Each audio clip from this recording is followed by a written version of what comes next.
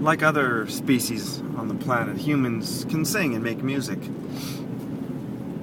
Birds are the most obvious non-human animal that sings. But humans can sing very complex and lyrical and moving and soulful melodies, can create those and sing those, and can spontaneously generate those out of nothing. And then we can fashion instruments of all sorts of materials, wood and metals and animal skins, and we can perform our melodies on those. And I was thinking about Jon Whinnery, thinking how what made him so special to me was that he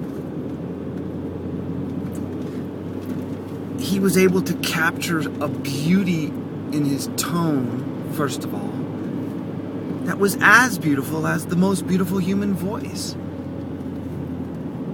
I love the fact that instruments can play with greater range and technical efficiency than the human voice. And so I'm attracted to jazz improvisation and other types of music because of that, because those instruments can do amazing things the human voice can't do.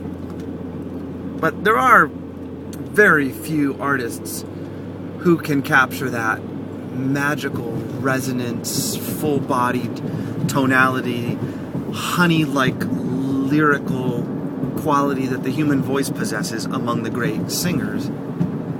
Ava Cassidy type of singer. But Jon had that tone that was just so beautiful, and he had a technique which was unmatched, maybe.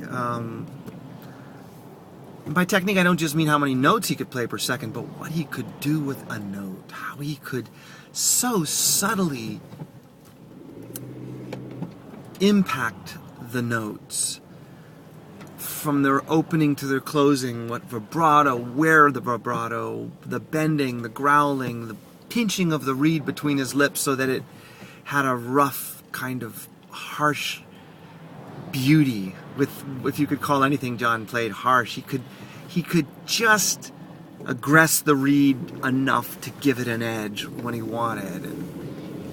And he would even growl, very rarely, but he could give a little of a something else to. He did so many things to notes, and I've had this collection of his solos that I've heard so many times I can sing at least 50 of them, pretty much note for note, and I know him so well that I hear all of the strange and subtle innuendo, the careful ways that he delivers each idea, and I'm entranced by the beauty and lyricism and the technique and the imagination and the humor and the wisdom and the qualities that I'm seeing captured in melody that are emotional triggers. They feed and nourish and arouse feelings in me.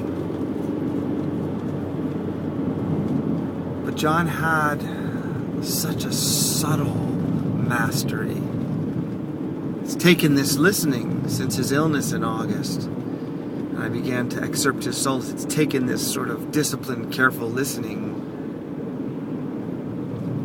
for me to begin to be able to articulate what I love. It's fantastic.